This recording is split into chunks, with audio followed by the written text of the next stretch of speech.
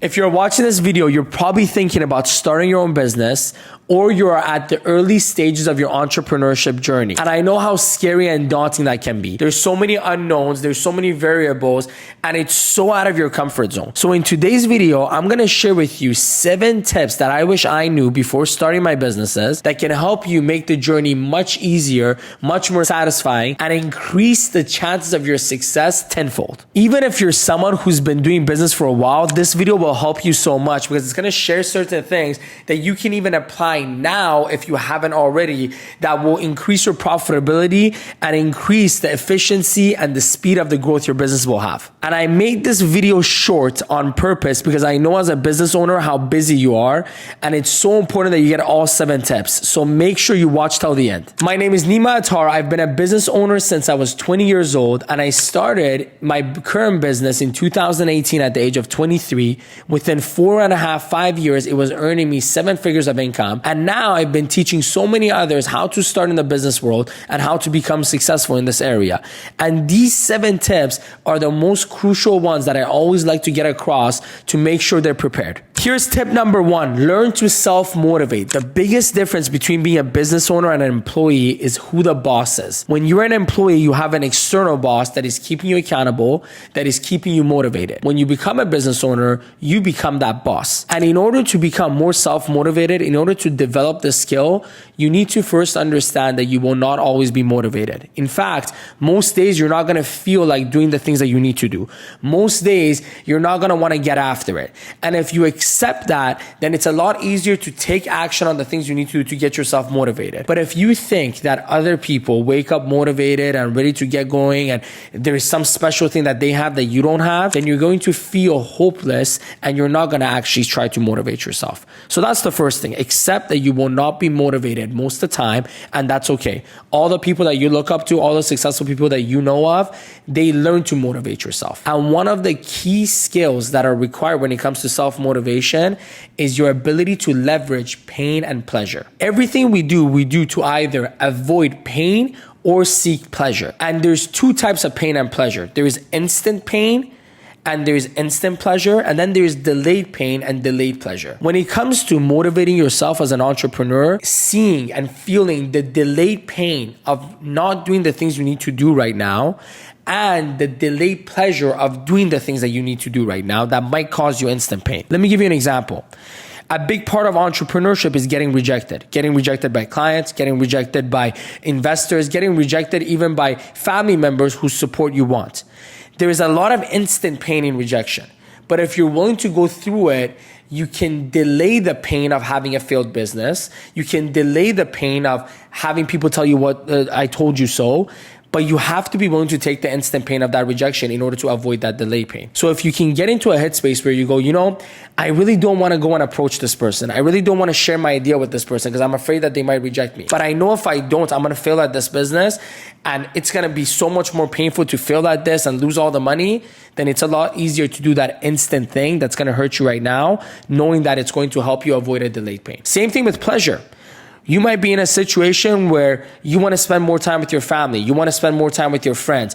And you're thinking about skipping that meeting. You're thinking about maybe taking that day off the business that you know you shouldn't take off. Why? Because you want to have that instant pleasure of hanging out with those people and enjoying that. But you sit back and go, you know what? I can go and enjoy this hangout with my friends and family and have a lot of stress and worry about the things that I'm not doing, the things that I'm procrastinating on. Or I can avoid this instant pleasure for the delayed pleasure of becoming extremely successful, getting myself in a really good financial position, and then I can take my family and friends on a beautiful vacation for 2 weeks that no one else could take them on, so we can all enjoy that together. And when I'm on that vacation, I won't have the stresses and worries that I'm going to have today. That's how you play with your mind, where you go, I'm going to give away this instant pleasure of going out and hanging out with these people right now, so I can have this delayed pleasure of taking them on a vacation and doing something for them that no one else could do, that we can keep in our memories forever. By the way, this idea of leveraging pain and pleasure is something you're already doing. Think about it. When you wake up in the morning and you're tired, and you know you have to go to your job, but you don't feel like it. You want to sleep in. You want to maybe even skip. What is it that you do that gets you out of bed? You leverage pain and pleasure, like I mentioned. You sit there and go, man, if I don't get up, if I don't get ready, if I don't go to work, and take this instant pain of discipline, then I'll have to deal with the delay pain of getting fired, losing my job, being embarrassed, getting into a financial crisis, So you're already leveraging pain and pleasure to get yourself motivated. I'm asking you to do it in a more aware way, in a more conscious way, in a more intentional way. Here's tip number 2. Maybe it's not much of a tip, maybe it's more of a warning. It's gonna take a lot longer than you think. Entrepreneurship is a marathon, not a sprint. So you have to go into it with that mindset. And here's what I'm going to tell you. It's going to take 5 years. Sure, some of you might be very talented, very capable, and you might become profitable sooner.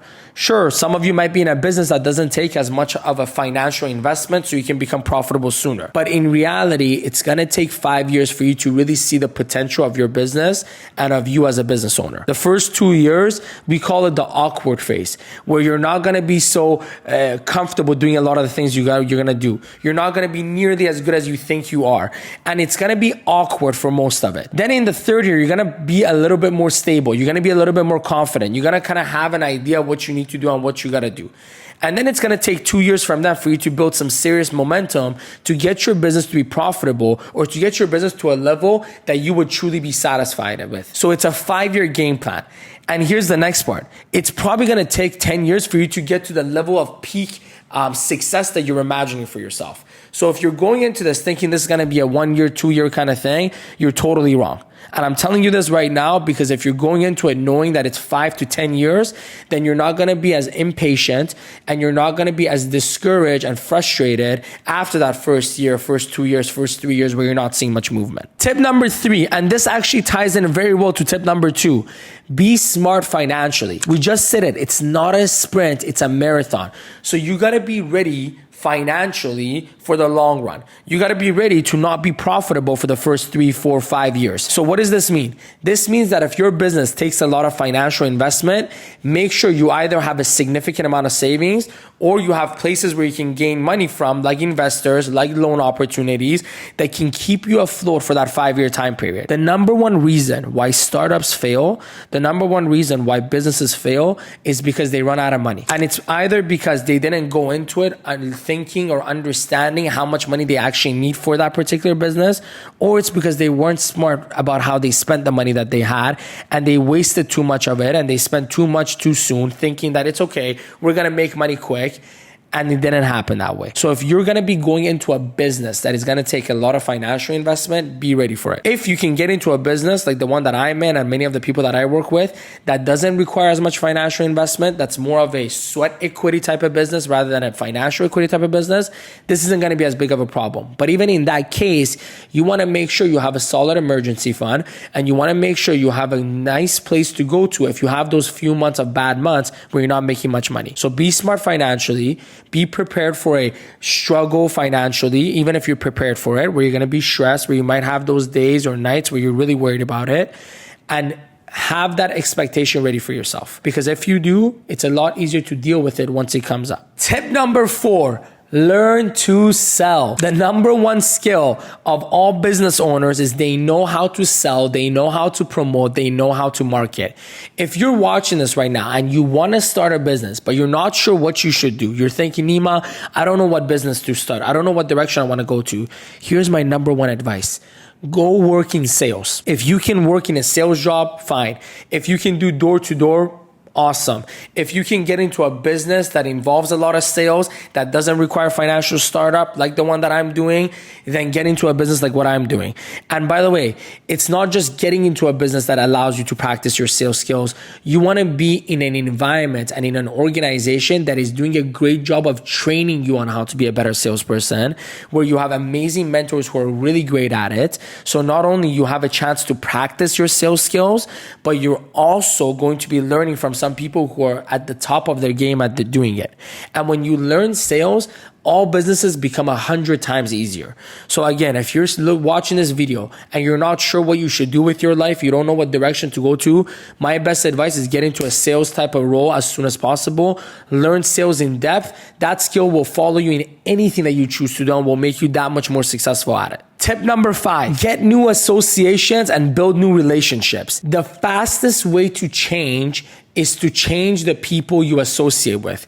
But I'm not just talking about people here. I'm also talking about changing the things you listen to, changing the music to the audiobook, changing the YouTube video about drama and celebrities to the YouTube video about business, success, personal development, videos like the one you're watching now.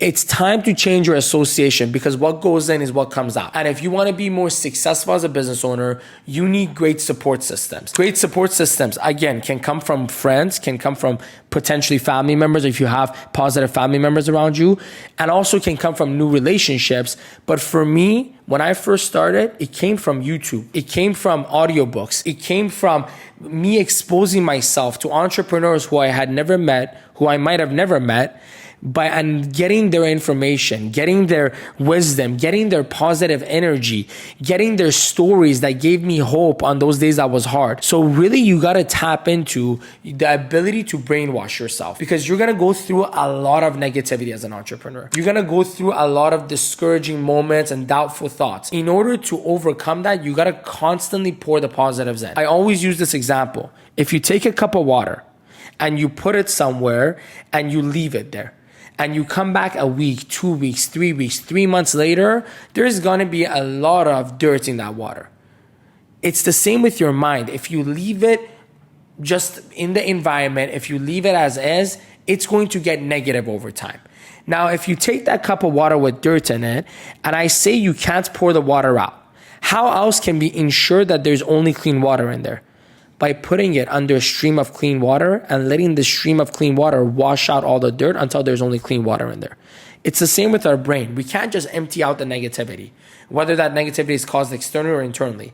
But what we can do is we can wash out the negativity with more and more and more positivity. Now, here's another reason why it's important to get new relationships and have new friends when you get into business. Like I said, the easiest way to change is to change your associations. So if there's certain skills and mindsets that you feel like you're not really strong in, that you feel like you're lacking in, by getting associations who are strong in those areas, you can actually adopt their way of thinking and their way of doing things so you can learn it faster. But there's 3 types of associations you want to have in your life. The first type, mentors who you can learn from. People who are where you want to get to, that you can gain wisdom from, gain experience from, and gain skills from. The second type of association you want, running mates. You want people who are at the same level as you, who are exactly where you are, who can have empathy with what you're going through, who can be there alongside you as you're going through this journey. The third type of association you want is people who you're teaching. Because if there's people that you can impart your wisdom on, your experiences on, your knowledge on, you actually learn much better too. So when you're looking at your Rolodex of relationships, ask yourself if you have these types of relationships in your life. Do you have people that are teaching you? Do you have people that are running alongside you, have the same goal as you, going after it just like you are? And do you have people that you're teaching? If you don't, get these people around you as soon as possible, and you will see your growth accelerate at a rapid pace. Here's the 6th tip.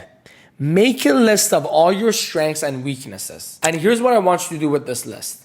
Look at the list of strengths and see what businesses would allow you to use those strengths. That's the type of businesses you want to get into. Then look at the list of weaknesses and ask yourself, who can I hire or who can I bring onto my team that can help me make up for my weaknesses? Sure, it's a good idea to take our weaknesses to a certain level where it's not holding us back extremely, but you're probably never going to become super great at those weaknesses. So instead of trying to become great at weaknesses, I suggest keep developing your strengths and find people that you can bring onto your team, that you can hire, that you can bring as a part of your crew that can make up for those weaknesses. So I'll give you an example. I have a lot of great strengths, but one of my weaknesses is, let's say, organization, organizing certain things, Excel, all of that. So I make sure I always hire people who are amazing at organization, who are amazing at keeping things in track, so that they can help me in that area that I'm weak in, so I can just keep focusing on my strengths.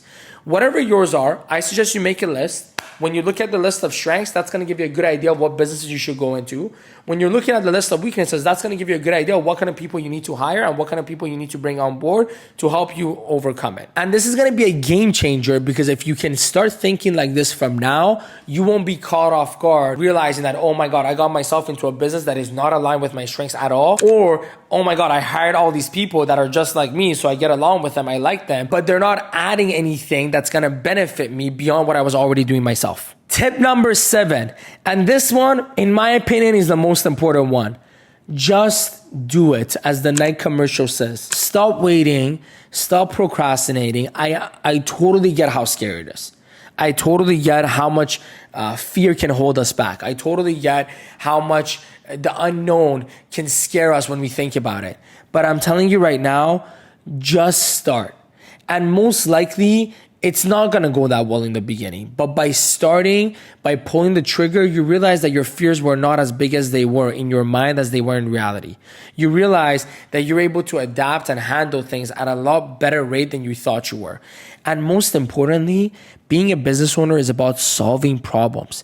And you will never know exactly all the problems that are going to come your way as you go through your business journey until you actually start it. You know, one of the greatest quotes that I heard when it came to entrepreneurship and business was, an entrepreneur is somebody who jumps off a cliff and builds a plane on their way down. Think about that the next time you're holding yourself back, the next time you're procrastinating, the next time you're waiting for the perfect circumstances. An entrepreneur jumps off a cliff and builds a plane on their way down. They don't build the plane and prepare, and they don't wait till all the lights are green. They get it going, they start anyways, and they hope and have faith that everything will work out the way it should. And if you're doing the right thing, which I'm sure you are, that's why you watch this video till the end, then you're going to be prepared enough. Trust yourself, be confident, you're going to make it happen, and you're going to win. And when you do, let me know about your journey so I can celebrate it with you. Now, before we finish off, I highly recommend you watch my video, How to Become and Stay Motivated. It was a live that I did a couple months ago for over 500 of my associates. And in that video, I go into complete detail of how to become a more motivated person and how to learn the skills of self-motivation. And like I said, it's the most important tip out of all the 7 that I shared. It was the first one. So make sure you click the video right here to watch that whole thing. And before you go, hit the subscribe button and the bell so you get notified every time you have a video, and share this with anyone else who you think could benefit from it. Thank you. Bye-bye.